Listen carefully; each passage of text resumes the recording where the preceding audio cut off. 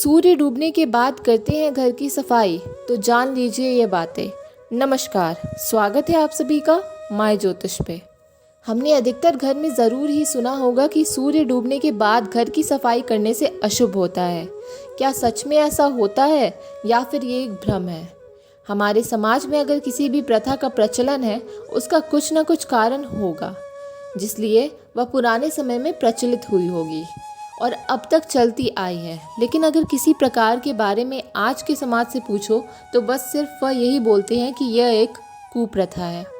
लेकिन सूर्य डूबने के बाद घर की सफाई करने में कैसा अशुभ है, इसका कोई भी लेख उपलब्ध नहीं है और ना ही किसी ग्रंथ वेदों पुराणों में वर्णन है। तो फिर कैसे आया और हमारे समाज में प्रचलित कैसे हुआ? कुछ जानकार लोगों से पता लगने के बाद में पता चला यह प्रथा काफ़ी पुरानी है। जब लोगों के घरों में उजाला का कोई साधन नहीं होता था, सिर्फ दिए या दीपक जला करते थे और मकान भी घास पुष्कर हुआ करता था। वह लोग सूर्य डूबने के बाद घर की सफाई इसलिए नहीं करते थे कि कोई काम का सामान गिर जाता था या रात के अंधेरे में या दीपक के प्रकाश में नहीं दिखता था, तो उसे सुबह ढूंढ सकते थे। और घास फूस के मकान होने के कारण आग लगने की संभावना अधिक होती है, क्योंकि दीपक गिरने से या किसी कारण से उनके घास फूस के मकान जलकर खाक हो सकते थे। कुछ समय बदला, लेकिन इस प्रथा ने एक नया रूप ले लिया और हमारे समाज में प्रतापगढ़ करवा रहे हैं, जो अभी तक चल रही है।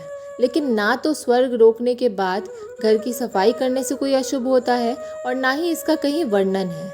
यह प्रथा भारतवर्ष में काफ़ी राज्य, उत्तर प्रदेश, बिहार, राजस्थान और अन्य राज्यों में भी है। अगर कोई रिश्तेदार आता है तो उसके जाने के बाद घर में कोई झाड़ू तब तक नहीं लगाता है जब तक वो अपने जगह ना पहुंच जाए। अगर ज़्यादा दूर जाना हो तो 2 घंटे 6 घंटे के बाद लगाना है।